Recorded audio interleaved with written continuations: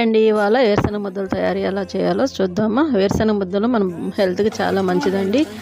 గర్భిణీ స్త్రీలకు కూడా చాలా మంచిదండి. రోజుకి ఒక్క ముద్ద తింటే చాలండి. ఇప్పుడు మనము వేరుశనగ పప్పుని బాగా ఫ్రై చేసుకొని పక్కన పెట్టుకోవాలండి. పట్టు తీసుకొని మనం 1 కప్పు వేరుశనగ పప్పుకి 1/2 కప్పు బెల్లం వేసుకుని బాగా పాకం పట్టుకోవాలండి. పాకంలో కొద్దిగా నెయ్యి వేసుకుంటే చాలా టేస్టీగా ఉంటుందండి. చూడండి పాకం వచ్చిందో చూద్దాము. వాటర్లో వేసుకుంటే మనము పాకాన్ని చూడండి బాగా వచ్చిందండి. గిన్నెకి కొట్టామంటే ప్లేట్కి టక్ టక్ అని సౌండ్ రావాలండి. అప్పుడు పాకం బాగా వచ్చినట్టు. ఇప్పుడు మనము వేరుశనగ పప్పుని పాకంలో వేసి బాగా కలుపుకోవాలండి. బాగా వేరుశనగ పప్పుకి బెల్లం బాగా పట్టాలి.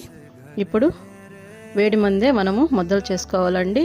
మళ్ళీ చల్లగైన తర్వాత మళ్ళీ స్టవ్ మీద వేడి చేసుకొని మళ్ళీ ముద్ద చేసుకోవచ్చు. చూడండి ఎంత సింపుల్గా అయిపోయినాయి వేరుశనగ